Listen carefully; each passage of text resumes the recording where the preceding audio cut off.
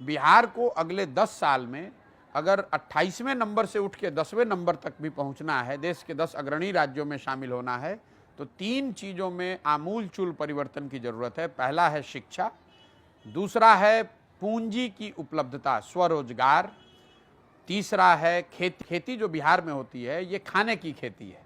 आपने गांव देहात में सुना होगा कि लोग अपनी रोपनी करने, कटाई करने आते हैं और कमाने के लिए बाहर जाते हैं। मतलब खेती वो क्यों करने आते हैं? खेती इसलिए करने आते हैं ताकि बाल बच्चा का पेट भरता रहे। मेरा जो मॉडल है इसमें निवेशकों को कोई जरूरत नहीं है। नहीं, बिल्कुल नहीं, बिल्कुल नहीं। दुनिया भर में इंडस्ट्रियल डेवलपमेंट की जरूरत है, लेकिन पूंजीपतियों के बड़े फैक्ट्री लगाने से इंडस्ट्रियल डेवलपमेंट नहीं होगा। आप इटली चलिए, नॉर्वे चलिए, फिनलैंड को देख लो, जितने स्कैंडिनेवियन कंट्रीज हैं। आप न्यूजीलैंड चलिए, न्यूजीलैंड में किसी एक बड़े कंपनी का नाम आप बता दीजिए, कोई नहीं जानता है। They have one of the most prosperous life. Australia में बता दीजिए। तो सिर्फ बड़ी कंपनियां, एक यहाँ चीनी मिल लगेगा तो मान लीजिए 4000 लोगों को नौकरी मिलेगी, लेकिन अगर 4 लाख लोगों को पूंजी मिल जाए तो हर आदमी कुछ ना कुछ रोजगार कर पाएगा। So I am a great believer marrying the education and skills with capital, availability of capital, that will create jobs and jobs will lead to consumption.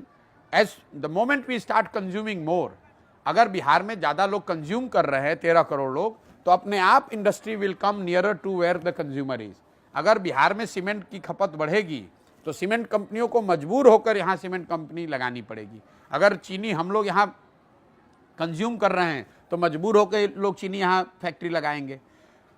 13 crore लोग हैं, हमें यह करना है कि वो लोग उन प्रॉस्पेरिटी में ऊपर बढ़े।